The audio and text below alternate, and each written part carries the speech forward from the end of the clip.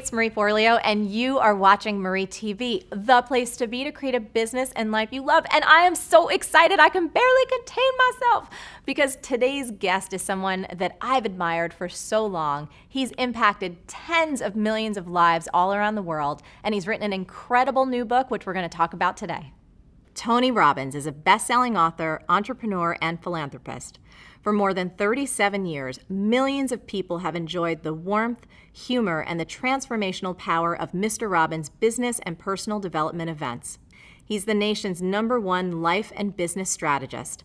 He's called upon to consult and coach with some of the world's finest athletes, entertainers, Fortune 500 CEOs, and even presidents of nations. Robbins is a founder of or partner in more than a dozen companies in industries as diverse as a 5-star island resort in Fiji to custom 3D printed prosthetic limbs. Through the Anthony Robbins Foundation and his matching funds, Tony feeds 4 million people per year in 56 countries. He's also initiated programs in more than 1,500 schools, 700 prisons, and 50,000 service organizations and shelters. He lives in Palm Beach, Florida. Tony, it is so amazing to have you here. Thank you so much for making the time. Thanks for having me. So I think I told you this way back when you interviewed me for the New Money Masters. You know, I just want to thank you from the bottom of my heart. When I was in my early 20s, I went to Unleash the Power Within. Yes. And you made such an impact on me, and it's influenced everything I've done personally and everything in my business. And I just want you to hear like who you are, what you do, how you serve. It makes such a huge difference, and it means the world to me to have you here today. Oh, that is so sweet of you. So thank you for that. Let's get started, because one of the things I admire so much about you is your energy and your passion and your stamina. I mean, you've been doing this for over 3 decades, and I know everybody watching Actually getting closer to 4 which is awesome. It's so incredible. Yeah. And one of the things that I so admire is I feel like you keep getting better. You keep doing more. You keep serving on a higher level. And from a personal, just stamina standpoint, tell us a little bit about what you do every day. What are your habits? How do you keep yourself at this high level of service? Well, I think there's the physical side of it, which, I do the equivalent of an ultra marathon every weekend. I do 52 hours. On the last day, I did 26.5 miles. The previous day, 22 miles. So just the physical side, you have to be in incredible shape. And I'm in better shape physically today, both my endurance and my muscular strength and so forth, than when I was 25, which is wonderful. And so I do certain things for that. But I think I should mention first, what's even more important is the psychological, spiritual side of things, because I think energy comes first, not from your body. It doesn't come from eating. It doesn't come from sleeping, because I've gone without those things for long periods of time and still been able to deliver. It comes from having a mission. It comes from something that you're being pulled by, not something you're pushing on. Those are 2 forms of motivation. You can push yourself to do things, and there's only so much you can push yourself to do. But if you're pulled, if there's something that you want to serve that's greater than yourself, there's something that excites you, if there's something that you're about, something you're made for, then there's a level of energy that most people would never dream of. And we all have that, but most of us don't connect to it and unleash it. So every day I connect and unleash that every single day. I don't hope it's going to be there, even though I know it will be, even though it's there. I don't take it for granted. And so I start out with my day by a process I do called priming. And what priming is, it's not a meditation, but it has meditative qualities. And what I do is I sit down. The first thing I do in the morning, I go and I jump in a hot tub or a hot water type of experience, and then I go to freezing water. All my homes, I'm fortunate enough to have multiple homes, that I go, one of them have a river I get to jump in. You've been there. Yeah. There are other places I have these cold plunges. And I do that to train my nervous system to go from 0 to 60 like that. Every muscle, every nerve in your body, every organ gets, when you hit 57-degree water, it hits. And so it's just my mental discipline. Then the second thing I do is I prime. And priming is I sit down and I do a minimum of 10 minutes, because my mindset is, if you don't have 10 minutes, you don't have a life. Right. So there's no excuse. So every day, sit down, and what do? I do 3.5 minutes where I do an explosive breathing pattern, a pattern that changes my biochemistry. And after I've done that, 30 of these intense breaths 3 times, I close my eyes and I'm kind of in an altered state, and I focus first for 3.5 minutes on just everything in my life, at least 3 things that I'm really, truly grateful for. And I don't do that in a hokey way. I don't do it in a mental way. I step into my body and feel it, and I make sure at least one of those things is something really simple. The wind against my skin, the look of my son's eyes or daughter's eyes, something that is just very fundamental, but I really I cultivate that feeling of gratitude, of appreciation for those feelings. And I do it for 3.5 minutes. Then I do 3.5 minutes where I do this process of focusing on healing, strengthening, and serving. And I start in a circle, starting with myself, and then I go through all the people in my life and associates, and I just send love to them. Again, it may sound corny, but to me, it's a part of what I'm here for, and it's a part of cultivating that energy, that healing and strength energy, and strengthening my passion, my appreciation, my insights, my capacity, my endurance. And then I do the last 3 minutes are what I call 3 to Thrive, which is what is it that I really want to make happen? And sometimes I do that over what I'm going to do for the next 6 months or month, and sometimes it's today. I shake it up. But I see and feel and own that those things are done. And that starts, pretty much my day between those 2 items. And, then I have my workouts and things that I do of that nature. Yeah. And how about eating wise? Has that changed for you a lot over the years? It's pretty simplistic. I'm very simple. I eat a salad and I have some protein. I have fish or I'll have turkey bacon. I don't eat red meat or chicken, but those are the things that I have usually in the morning, and my afternoon, evening meals are pretty simple as well. But, before I met my wife, Sage, she's been the greatest gift of my life. When we first met, she's a phlebotomist and a nutritionist and acupuncturist, so I thought this is going to be the easiest thing in the world. And I'll never forget, we went on this date and she had a wheatgrass juice, and I was like, wow, this is going to be so easy, man. This is awesome. And then she ordered a hot fudge sundae, and I was like, what in the hell are you doing? And she goes, eating, you bastard. I should give some term around bastard that I was like too rules driven. And so she had this whole thing, you zig and then you zag. So I do that with her now. I do enjoy other aspects of life, but when I first met her, I noticed she zigged a lot more than she zagged, or the other way around, I don't know which one it was, but it's been a nice balance in my life. So I enjoy food and things of that nature, but I use food mostly as fuel because life gives me so much juice. I'm not looking to get out of food usually. And how about, because I know for me, my mind can go and I have so much excitement and so much passion that at night, sometimes winding down. Do you have a wind down process? My wife would say no. I say yes, she would say no. My wife loves sleep. Yeah. My wife can sleep 8 hours. It's the most beautiful thing in the world. To me, it's like sleep when you die.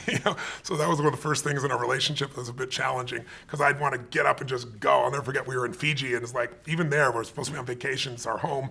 I'd jump up at 6 a.m, and she's like, where the hell are you going? I'm going to start my day, run up the mountain, do it. She goes, get in bed, I'll show you how to start your day. It's like, okay, now that's a better way to start my day. Totally. But now what I've done is I get in bed with her, because she's a lady. If you get up in the middle of the night, where are you going? China. Where do you think I'm going? It's 3 a.m. I'm going to the bathroom, So I've learned to get my work done in bed beside her, and then she goes to sleep.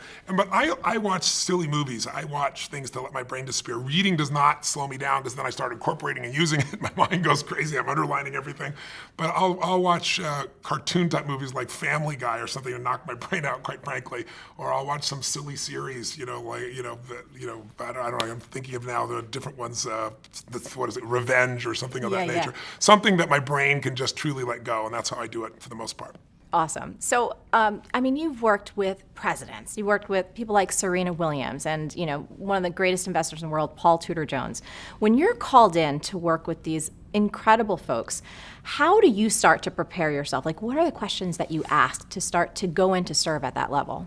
Well, they're different for everybody, obviously, but what I try to do, if I was trying to look at it from a universal perspective, I guess what I really want to know before I get there as much as I can is everything I can about the person. And I do that because I really want to know, what do they want? What do they want of their life? What's their mission? What are they after? And what do they fear? What are their concerns? Because I believe life is found in the dance between what you desire most and what you fear most. And if I know those two edges of a person, I know a lot. And then I dig under and try to learn as much as I can from other people about whatever the challenge may be. And then I go prepared to just learn from the person directly. But I want to know as much as I can before I go in there. Then I take all that I think I know, and then I see what's really real when I meet them. And I'm digging in to discover what's the challenge, what do they perceive it is. And usually, if I were to grossly generalize, if you're going to help somebody create a breakthrough, it all comes down to 3 areas. Either they've altered their strategy. We all have strategies, a specific way of succeeding, and sometimes we alter it, whether it be in sports or whether it be in finance or any other area. We forget something, we lose a little edge, we drop something out, and then it becomes a bad habit. Or sometimes it's a change in our beliefs. Like, you may have done something for decades and been really successful, but now I know one gentleman who's a good friend of mine that, had 52 Academy Award nominations, and he said to me one day, he said, if I make one more freaking movie, I'll kill myself. He's just like, I don't want to make a movie, I don't want an Academy Award, I don't want any of these things, and it's just like he's satiated. And so sometimes when people get satiated, they lose their hunger, they shift their beliefs, and when you change a belief, you change your biochemistry. When you change your belief, you change the way you execute, you change everything. And we all develop as stories. And sometimes stories are empowering and sometimes the mental stories are disempowering. So I'm listening for those, I'm digging for those. And then I also look at their state. Because you could do the same exact action from a place of being pissed off or from a place of playfulness, and the same action's not going to get you the same result. And so I'm looking for that quality of what's going on in them.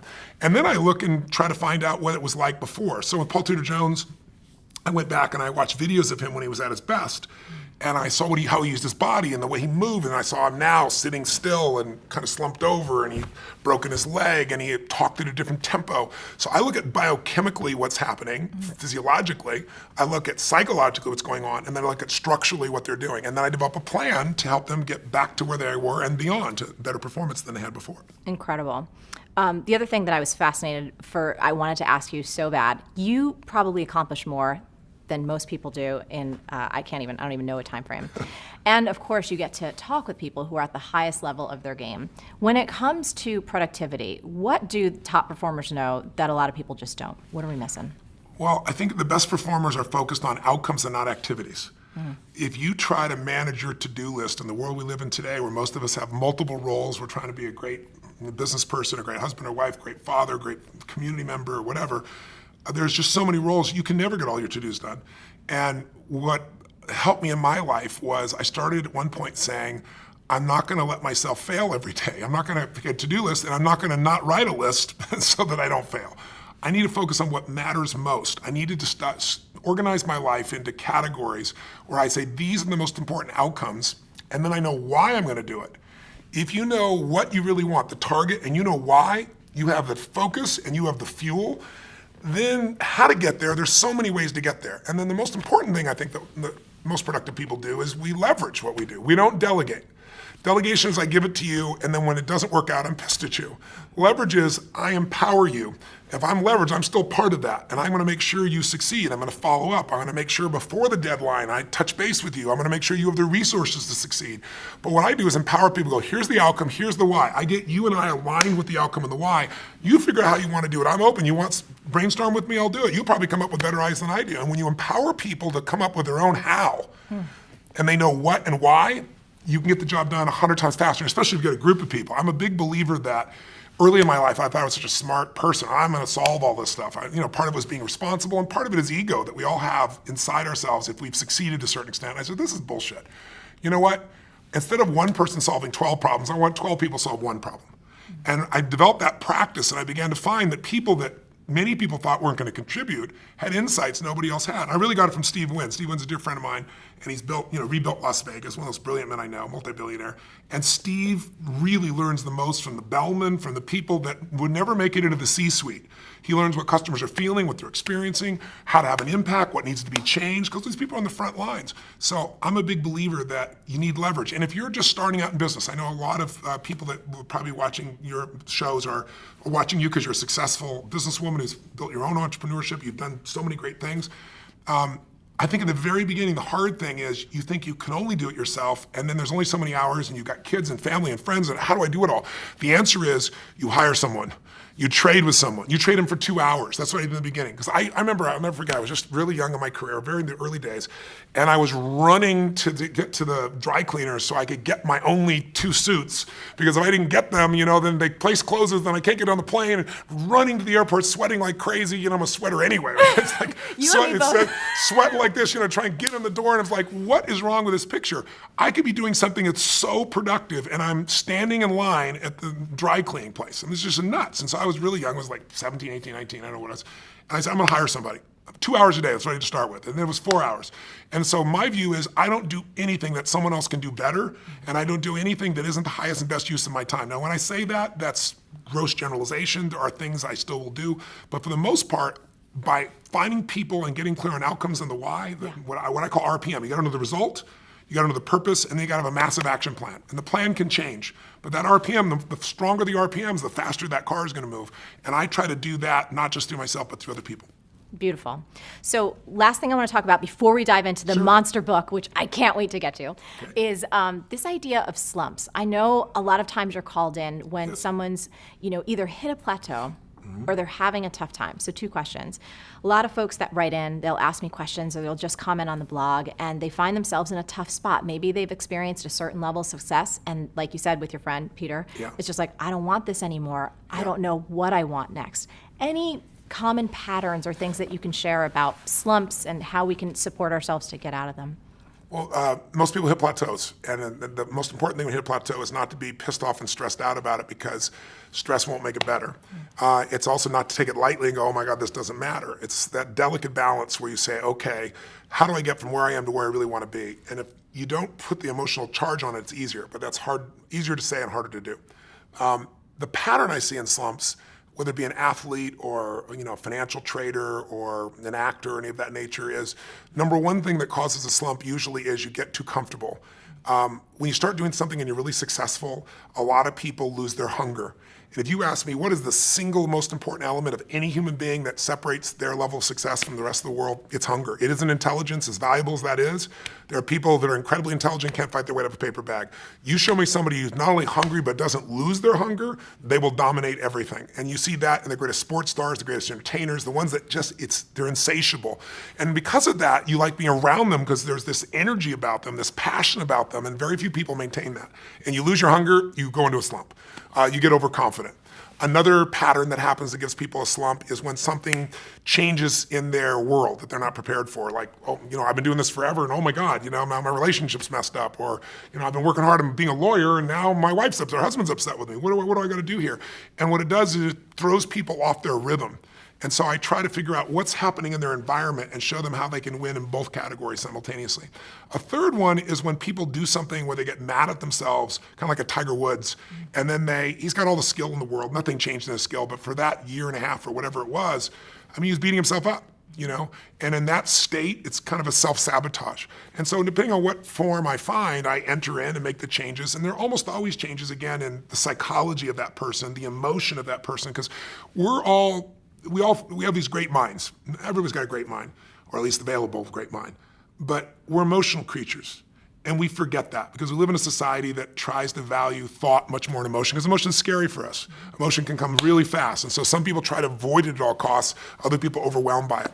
My view is that emotional intelligence is a wonderful thing, but I much prefer emotional fitness. Intelligence is a capability. Fitness is a state of readiness. And what I do is I train myself to always be ready, and that makes you execute. And I think too many people settle for, I know this, as opposed to I'm doing this. And I try to train myself and others to be in that state of readiness all the time, because that's where life is really fulfilled at the highest level, I think.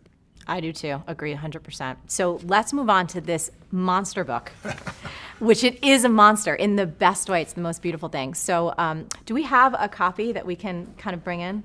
I just want to hold this thing up because it is so awesome. So Tony, I got the galley from your team, which it's like, all right, y'all, you're seeing it right here. We're going to talk about this now. I truly believe in my heart of hearts that every human being needs to get this book. They need to read it for their family, for their friends, and most importantly, the last couple chapters about service.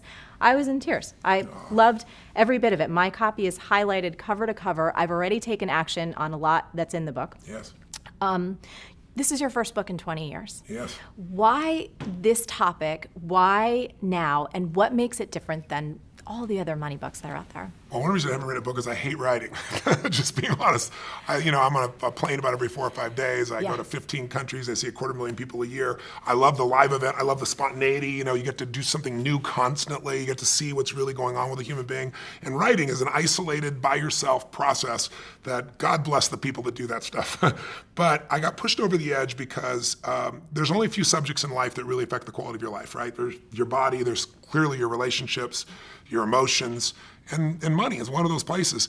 And I've shared with people a lot about this, and I grew up with in a very tough environment financially. We had no money. There were times, our car was repossessed. There were times we had no food. So, and it didn't last, but it was one of those places where you had that uncertainty all the time.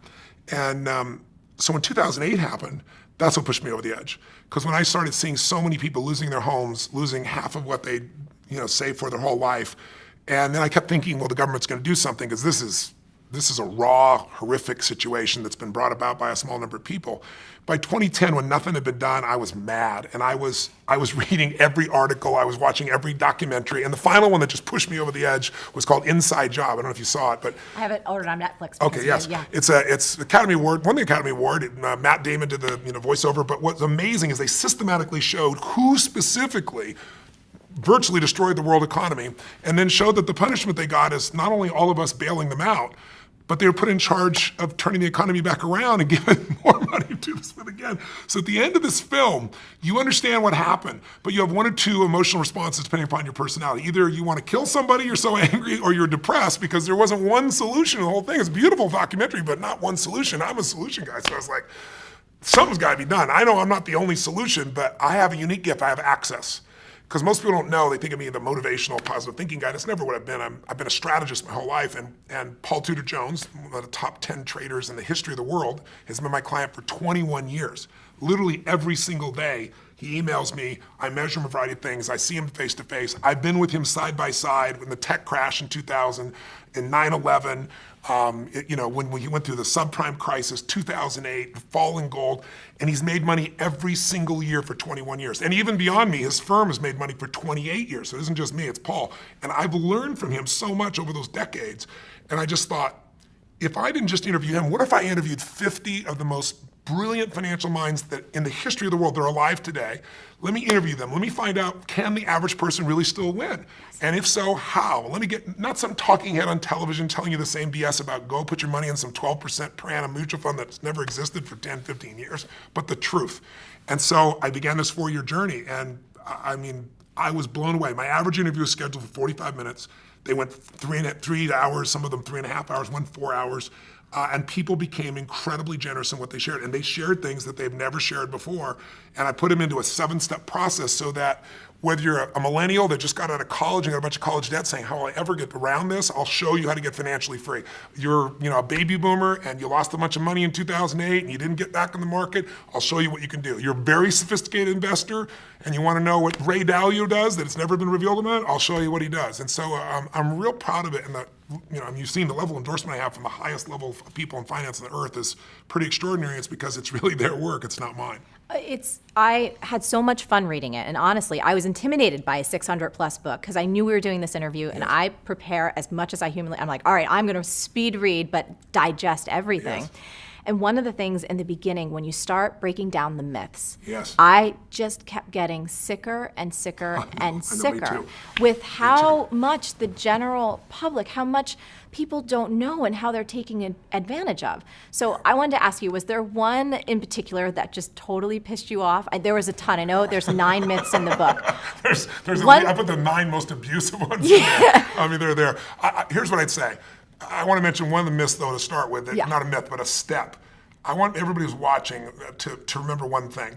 The biggest myth you have, not the one that's been sold to you, that hurts you is the average person thinks finance is so complex because, frankly, the industry tries to make it sound complex. They use words that you don't know, so you don't know what to do. What does this mean? And so what happens is we just give them our money and say, deal with it, and we don't realize that system has been set up. It's not an evil system. It's set up by corporations that are looking to maximize profit for those corporations. They're not looking out for the investor because this investor is second, and we think we're first, and we're not. So the first piece is you've got to know that you can't wait till you have a ton of money to start investing and think, I'm not an investor. What you got to do is say, rather than my Apple phone, let me own Apple stock. Let me own a piece of all the best companies, not just Apple. I've got to become an owner or I'll always be in scarcity. If you can invest in business, even a small amount, you can grow. And I don't care how small it is, but you got to automate it. There's a gentleman named Theodore Johnson who is amazing. He worked for UPS, started as a driver, never made more than $14,000 total in a year. That was his highest salary in a year. In his old age, he's worth $70 million. And how did he do it? All he did was what I teach is the first step is you gotta take a percentage of what you earn and pretend it's a tax. You're never gonna see that money again. You automate it, it goes straight to the investment account, and you never see it as money you can spend. He did that with 20%. He said, I can't save 5.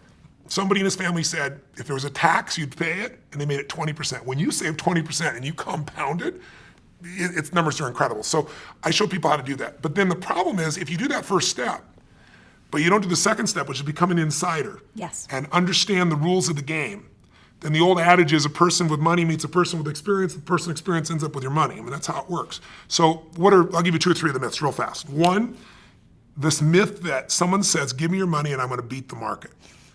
It's just a lie. Warren Buffett made it clear it's a lie. Ray Dalio, one of the greatest investors in history.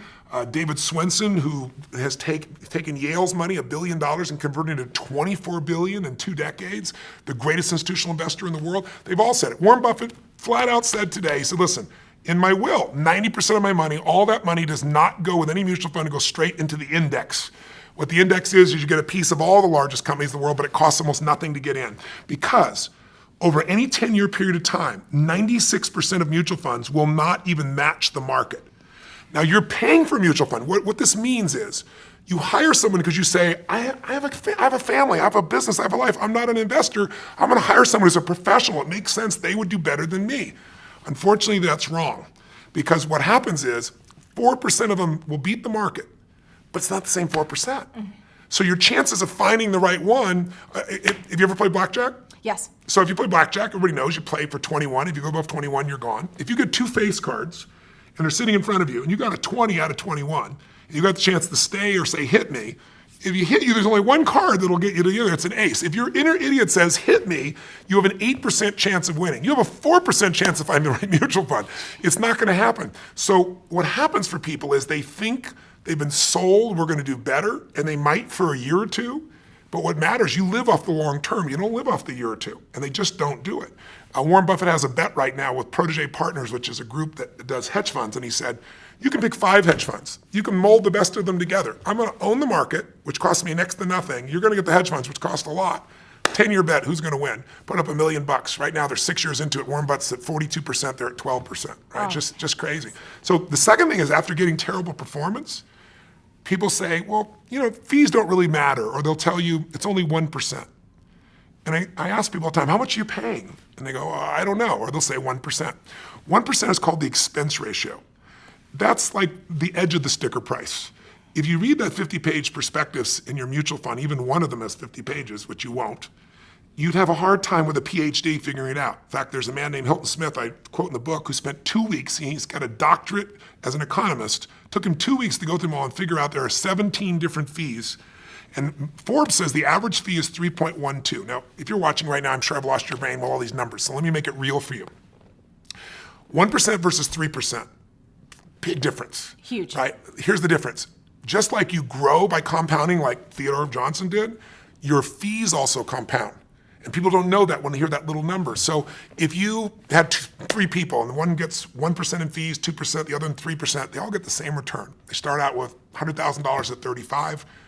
For 30 years, they accumulate to 65 years old, 7% compounded. They all get 7%. The only difference is the fees. And when they go to retire, the person at 1% in fees is gonna have $574,000. $100,000 to 574, not a bad, if they added not another dime, pretty amazing.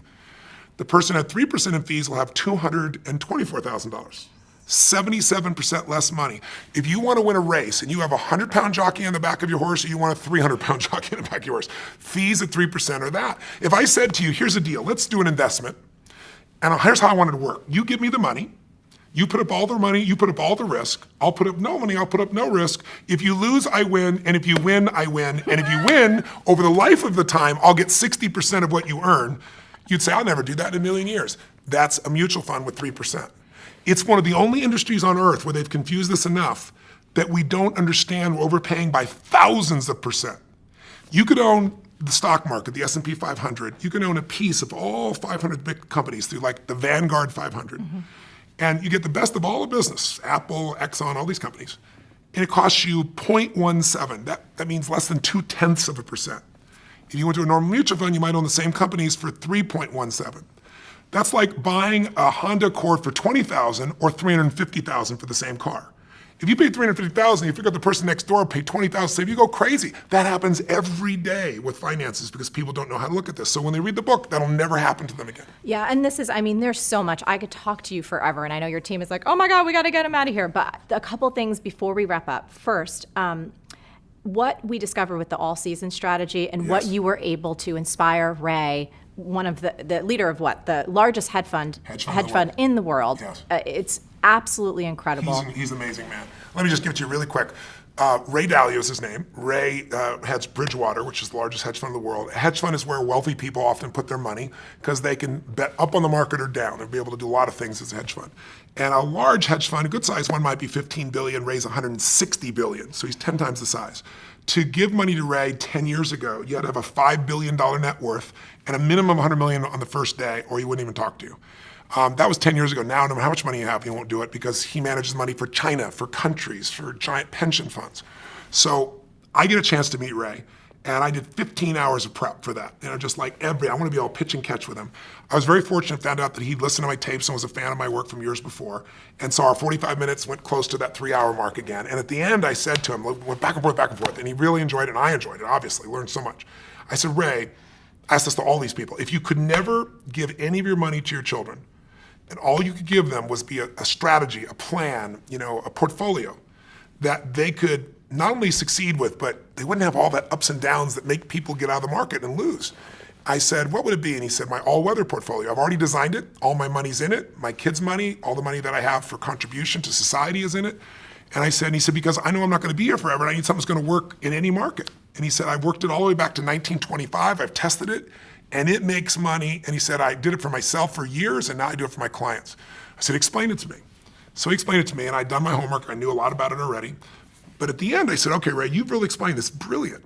You're showing me why in 2008, people that had half their money in stocks and they thought they were safe, half their money in bonds, like everybody tells you a balanced portfolio, they both lost money. He explained why. He explained how you could avoid that. But I said, Ray, you told me everything but the percentages. So it's like, bake this perfect chocolate cake. And he says, bring some chocolate, bring some sugar, use some dairy products, but you're not telling me the amounts. I said, he goes, Tony, that's my secret sauce. And they give me the whole 5 billion, 100 million. I go, I know, but you said you haven't taken money in 10 years. You're not going to take any money. The average person can't do it on their own. Help the average guy out. And I was teasing him, pushing him. And he goes, well, it's complex. I said, but I'll simplify it. He goes, well, there's leverage. I said, design one without leverage. The average person can do 15 minutes a year. And he goes, well, it wouldn't be perfect. I said, your idea of not perfect will be better than anybody else on earth. Totally. So he sits there and he starts scratching this thing out for me. And I'm like feeling this vibration in my body. It was just incredible.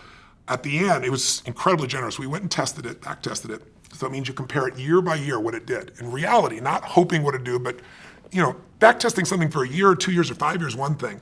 We back tested it 75 years, the worst and the most volatile times in our history.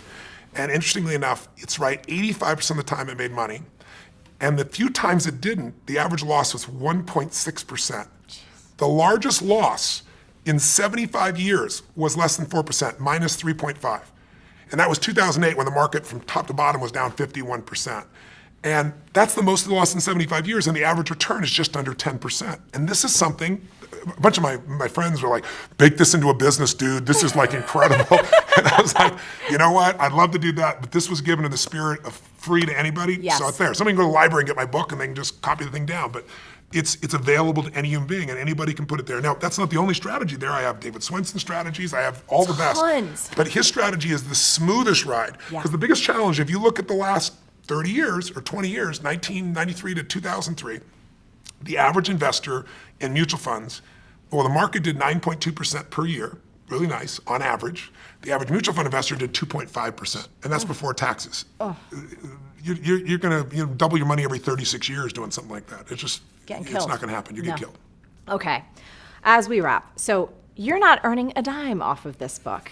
No. So tell us all about your passion for making a difference and what happens each and every time someone purchases a copy of this incredible thing, which everyone needs to get. I'm really proud. I didn't start out to do that, quite frankly, but I was writing the book, and as I mentioned, when I was a kid, we had a Thanksgiving, no money and no food, and somebody came to the door, knocked on the door, and delivered this food, and it was life-changing for me because it wasn't the food, it was that my father had always said, nobody cares about anybody else, you know. He built that belief system into us, and I saw that strangers really care.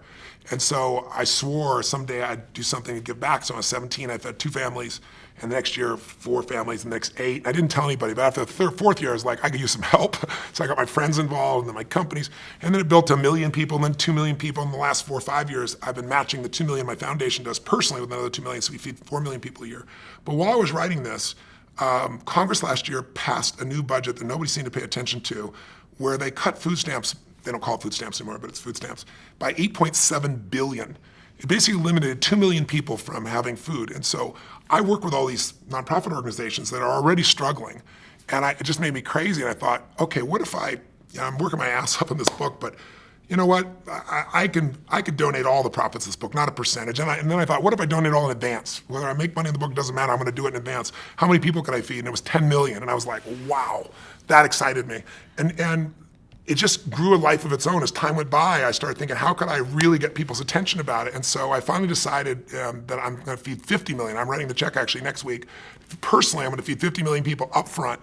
And in addition to that, I'm working with Feeding America. They're the best hunger relief organization in the United States. And they're going to partner with me to get matching funds so we can feed 100 million people. And it's just exciting. I've fed 42 million people in my life. I'm going to feed more people this year. And so for anybody who gets a book, you know, if I sell 1 million books, 50 meals for every person that's there. If I sell 100 books, it'll be 500,000 meals for that's there. But it doesn't matter. I've done it up front. And I'm not doing it because I'm a good guy. I'm just paying it forward. People forget what a little bit of caring can do for, you know, to inspire or to move somebody. And I don't even know to this day who fed my family that day. But if they're out there, if they're still alive, I hope they see and hear the story and know what's going on. My guess is they pass, because I've shared the story many times and no one's volunteered to share what it is. But that person made a giant difference. It wasn't just feeding, it was caring. And that's what I think changes people's lives. I think that's the thing that I so admire about you. I've been to so many of your events. I will continue to be a supporter, a fan, a friend. Thank you. I think you're one of the most incredible human beings in the world, and your heart and your soul shows through in everything that you do. Thank you. Thank you You're very sweet. so much for being here. And for everybody, you have got to get your hands on this book. We're going to have links below. We're going to be tweeting and sharing about it. It will change your life, the life of your family. And like I said at the end, there's a beautiful piece about why it's so important for all of us to make a difference. Tony, thank you so much. I love you. I think you're great. So beautiful to see you again. Thank you. Thank you. Now, Tony and I would love to hear from you. What's the single biggest insight that you're taking away from today's episode? And more importantly, what's the biggest action you're going to take as a result of all of this goodness? Now, as always, the best conversations happen after the episode over at marieforleo.com, so go there and leave a comment now. Did you like this video? If so, subscribe to our channel, and I would be so appreciative, especially for this one, if you shared it with all your friends. And if you want even more awesome resources to create a business and life that you love, plus some personal insights from me that I only get to talk about in email, come on over to marieforleo.com and make sure you sign up for email updates. Stay on your game and keep going for your dreams, because the world really needs that special gift that only you have. Thank you so much for watching, and I'll catch you next time on Marie TV. Can I get a what? Whoop, whoop. You're getting Thank you, thumbs up. sweetheart. I appreciate that. I'm starting to feel better about myself already.